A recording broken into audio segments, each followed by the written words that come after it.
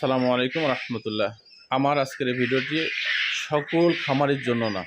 এখন গরম সময় কিছু সংখ্যক আমার খামারি রয়েছে, আমার কিন্তু অনেক খামারি রয়েছে, নিজ হাতে অনেক পাখি দেওয়ার খামারি রয়েছে, অনেকে যোগাযোগ করে পরামর্শ নেওয়ার খামারি রয়েছে।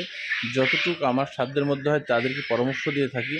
এই গরমের সময় কিছু সংখ্যক খামারি এই ব্রুডার অবস্থায় পাখির যে অবস্থা করে, পাখি যত নষ্ট করে ফেলে সেটা বলার মতো নাই। তাদের বিষয় নিয়ে আমি প্র্যাকটিক্যাল সহ বড় একটি ভিডিওতে অল্প অল্প সময়ের মধ্যেই আপনাদের দেখানোর চেষ্টা করব কোন কোন সমস্যার কারণে তাদের এই গরমের মধ্যেও ব্রুডারের পাখি এত নষ্ট করে।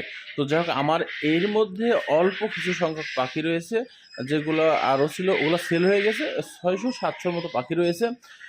দেখেন এই পাখিগুলো যে কত সুন্দর পাখি রয়েছে। আমার যে পাখিগুলো দেখছেন ঝরঝরে একেবারে, কোনো পাখির কোনো শরীর কোনো ভেজা নাই, কোনো সমস্যা নাই, কোনো কিছু নাই। এবং দেখেন পাখিরা স্বাভাবিক অবস্থায় চারিদিকে ছড়িয়ে ছিটিয়ে রয়েছে।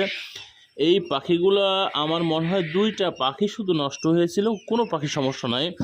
এই পাখিগুলোকে যে আমি খুব হাই অ্যান্টিবায়োটিক ব্যবহার করেছি, ব্রুডারের যে মেডিসিন প্রয়োজন মানে যেগুলো দিয়ে করি সেগুলোও দিয়ে নাকি নর্মালি এই পাখিগুলো চলে যাবে, নর্মালি অ্যান্টিবায়োটিক দিয়ে ব্যবহার করেছি।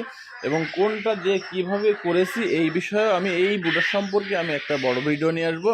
তবে আমার ভিডিওটি শুধুমাত্র ওই খামারির জন্য যারা 2-1 জন এই গরমের মধ্যে পাখিগুলোকে শেষ করে ফেলতেছেন। আমার এই পাখিগুলোকে আমি আবার একটু আপনাদের দেখাই। পাখিগুলো দেখেন একবারে সতেজ, এর মধ্যে 2টা পাখি নষ্ট। এই যে 3 দিন বয়সের পাখি কত ঝরঝরা, একটা পাখিও কিন্তু কোনো প্রকারের নষ্ট হয় নাই। আমি আপনাকে বিস্তারিত ভিডিওতে দেখাবো ইনশাল্লাহ।